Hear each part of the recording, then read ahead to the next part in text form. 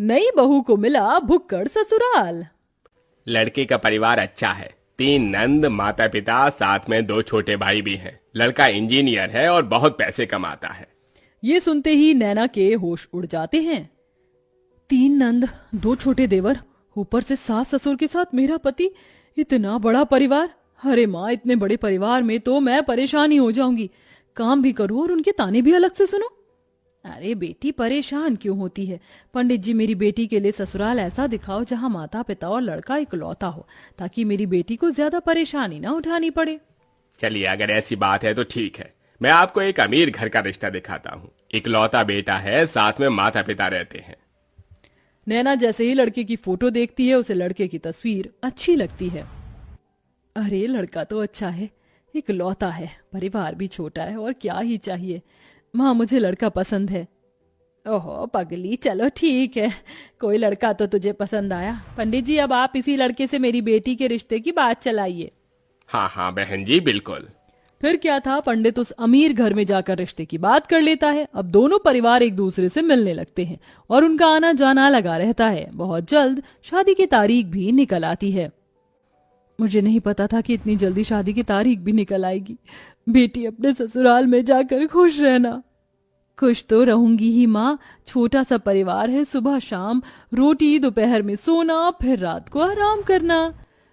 नैना को बहुत आसान लग रहा था, लेकिन वैसा होने नहीं वाला था। शादी होने के बाद जब वह अपने ससुराल आती है तो उसका ससुराल में घर बहुत बड़ा होता है, जिसमें उसे सफाई करने में ही बहुत ज्यादा समय लग जाता है। हे भगवान, अमीर घराने में तो आ गई, लेकिन यहाँ झाड़ू पोछा करते करते ही मेरी कमर टूट गई। तभी आवाज आती है, बहू, ओ बहू, अरे अभी तक तूने नाश्ता नहीं बनाया? नैना फटाफट सफाई करने के बाद अपनी सास के पास जाती है। माँ जी, बस रसोई में ही जा रही हूँ, मैं पहले सफाई कर रही थी।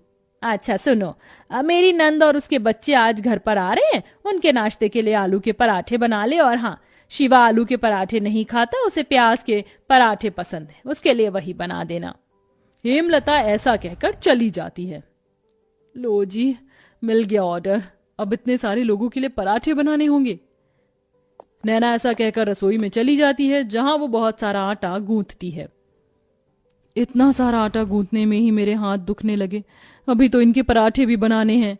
नैना रसोई में आलू के पराठे बना ही रही थी कि हेमलता की नंद माहेश्वरी अपने बच्चों के साथ आ जाती है। अरे वाह, सही समय पर आई हो नंद जी, गरम गरम पराठे बन रहे हैं। बहू, चलो नाश्ते की टेबल पर ही बैठते हैं, वहीं पर बातें करेंगे। हेमलता पूरे परिवार के साथ नाश्ते की टेबल पर बैठ जाती है, जिसके बाद रसोई से नाश्ते की टेबल का सफर करते हुए नैना बहुत थक जाती है। हे भगवान, नाश्ते की टेबल पर आने आने में ही मेरी फिरकनी बन गई।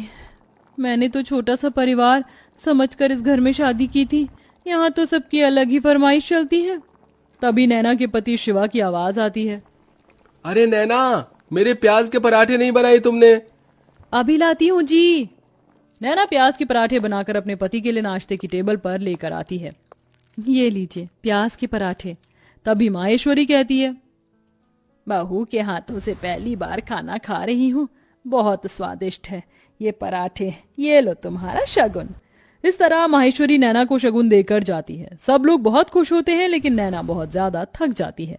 सबके सो जाने के बाद वो सबके जूठे बर्तन भी धोने लगती है। आज तो पूरा दिन हो गया, मुझे लेटने का समय ही नहीं मिला। नैना बर्तन धोने के बाद अपने कमरे में जाने ही वाली थी कि तभी उसके ससुर उसे कॉफी बनाने के लिए कह देते हैं। अरे सुनो बहू, जरा 1 कप कॉफी बना देना।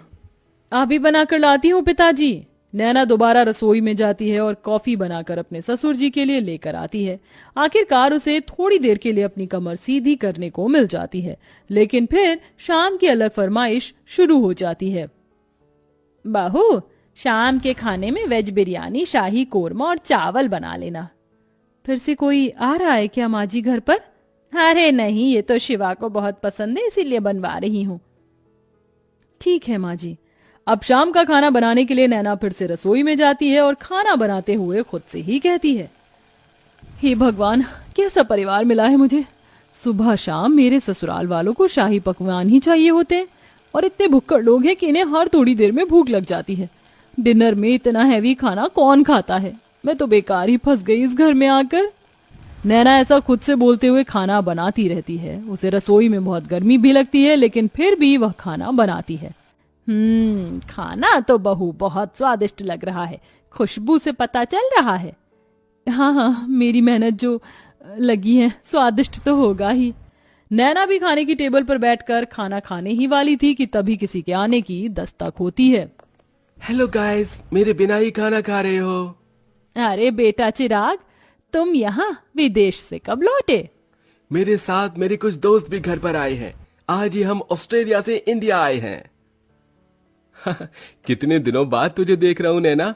ये मेरे ताऊ जी का लड़का है, विदेश पढ़ने चला गया था बचपन में। मेरा जिगरी यार यही है। जाओ नैना, इन सब के लिए भी खाना परोस कर ले आओ। अगर रोटी कम हो तो और बना लेना। हेमलता ऐसा कहकर बेचारी नैना को फिर से रसोई में भेज देती है। नैना को खाने के साथ दोबारा से रोटियां भी बनानी पड़ती हैं और वो बहुत ज्यादा थक जाती है। सबको खाना खिलाते हुए उसी के लिए खाना नहीं बचता। ये लो, बस यही रह गया था, मेरे लिए थोड़ा भी खाना नहीं बचा। कैसे भुक्कड़ लोग हैं, एक बार भी मेरे बारे में नहीं सोचते हैं। नैना को बहुत बुरा लगता है। वो अपने कमरे में सोने चली जाती है। इसी तरह जब भी वह कुछ बनाया करती तो सारा खाना उसके ससुराल वाले ही खा जाते हैं और उसके लिए कुछ नहीं बचता।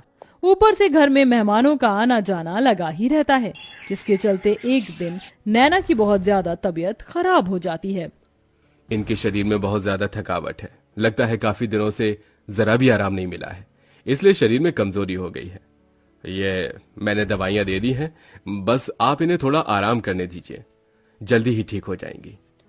डॉक्टर की ये बात सुनने के बाद हेमलता को अपनी गलती का एहसास होता है और वह अपनी बहू के पास जाकर उससे कहती है, जब से तुम इस घर के अंदर आई हो सारे काम तुम ही देख रही हो।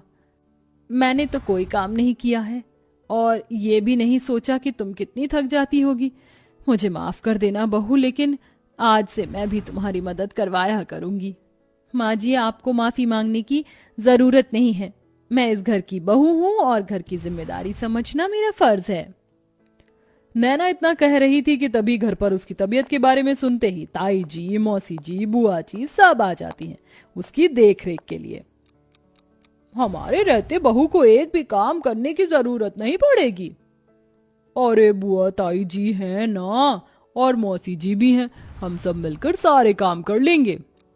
इस तरह सब लोग नैना की बहुत अच्छे से देखरेख करते हैं। नैना को इससे ये समझ आता है कि रिश्तेदारों का आना जाना अच्छा होता है और सबके साथ प्यार प्रेम से रहना भी बहुत जरूरी है। जैसे ही वो ठीक हो जाती है, वो पहले की तरह फिर से घर की सारी जिम्मेदारियां खुद उठा लेती है। चलिए, आप सभी आज खाने की टेबल पर बैठिए। अब मेरी तबीयत बिल्कुल ठीक है। मैं आप सभी के लिए आपकी पसंद का खाना बनाऊंगी। नैना ऐसा कहकर रसोई में चली जाती है। पीछे से हेमलता आती है। अब से मैं भी तुम्हारी रसोई में मदद करवाया करूंगी और मैं जानती हूँ आखिरी में तुम्हारे लिए कुछ नहीं बचता, इसलिए पहले ही तुम अपने लिए खाना निकाल लिया करना। ये सुनते ही नैना को बहुत खुशी होती है और उसे अपनी माँ की याद आ जाती है, जिसकी वजह से उसकी आंखें भर आती हैं। अरे ये क्या बहू, तू रोने क्यों लगी? बस आज आपकी बातें सुनकर मुझे अपनी माँ की याद आ गई। हेमलता उसे गले से लगा लेती है। इस तरह दोनों सास बहू मिलकर घर को संभालती हैं और एक साथ खुशी खुशी रहने लगती हैं।